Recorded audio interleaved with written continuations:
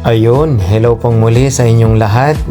At dahil summer vacation na nga po ng mga bata, ay heto, magsisimula muna po kaming mamasyal.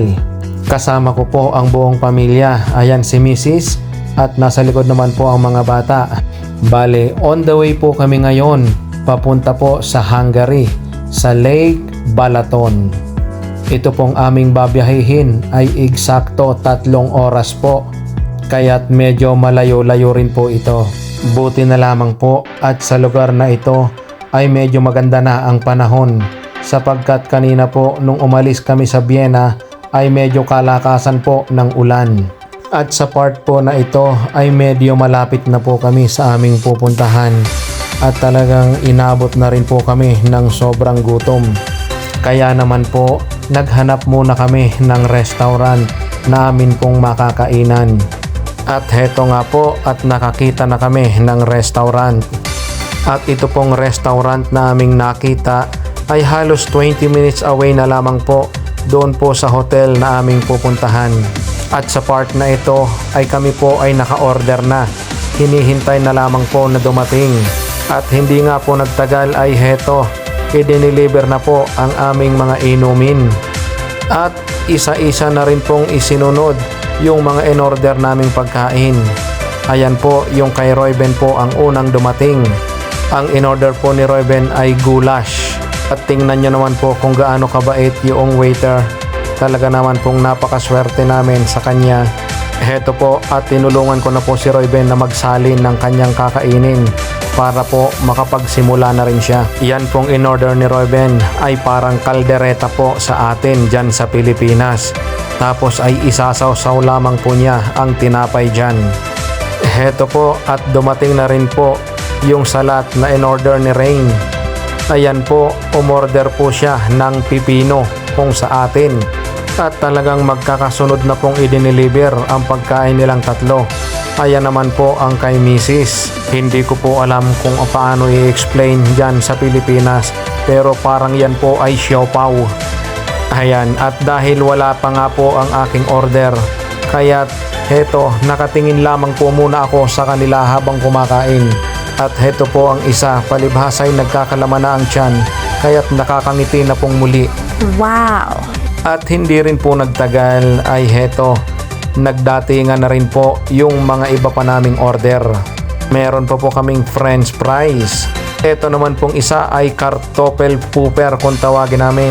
Pero yan din po ay patatas. At yung nasa isang plato po ay yung aking pang main event. Yan po ay grilled fish na may potato din at saka salad. At dahil kompleto na nga po ang aming pagkain, heto at nilantaka na po namin. Hindi ko na po na-video habang kami kumakain, pero dito po sa part na ito ay tapos na po kaming kumain. After po naming makapagpahinga ng kaunti ay nagpatuloy na pong muli kami sa aming paglalakbay. Kagaya nga po ng sinabi ko kanina, nasa 20 minutes away na lamang po ito papunta sa aming hotel. Kaya't kung mapapansin ninyo ay tanaw na namin ang lake dito sa may kaliwang side. At dito po sa part na ito ay meron na rin pong mga ilan-ilan na mga naliligo. At sa isang saglit nga lamang po ay narating na namin ang Hotel Club Tihani. Ito po yung kanilang pinaka-entrance. Napakalaki po ng kanilang place, kaya't napakalayo pa po ng hotel simula doon sa kanilang main entrance.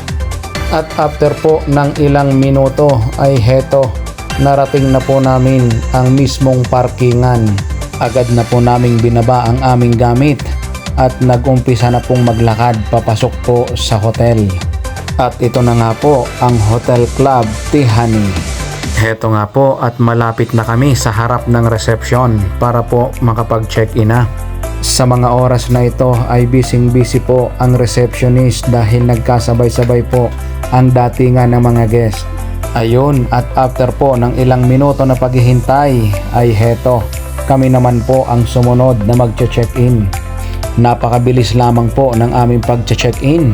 Ipinakita lamang po namin ang aming mga ID at agad na po kaming nakakuha ng aming room.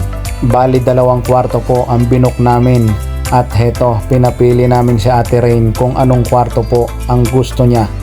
Heto po, at dumiretso na po agad kami sa elevator. At pagkalabas po namin ng elevator ay mapapansin ninyo ang napakalaking hallway. Bale, ito po ang isang kwarto at bubuksan na po ni Ate Rain.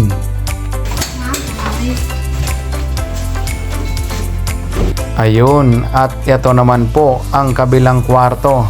Si Mrs. naman po ang magbubukas. Bali, magkatabing room lamang po ito. At bilang ako po ay dating nagtatrabaho sa hotel, ay masasabi kong okay naman po ang cleanliness nila. Actually, nasa may lake view po yung kwarto namin. Kaso hindi po namin kaanong makita dahil nasa second floor lamang kami. After po naming makapagpahinga ng konti, ay nagkayakagan po kaming mamasyal muna sa labas. Pero sa part 2 nyo na po mapapanood yung aming pamamasyal sa labas. Hanggang dito na lamang po ang part 1 ng aking video. Maraming salamat po and God bless sa ating lahat.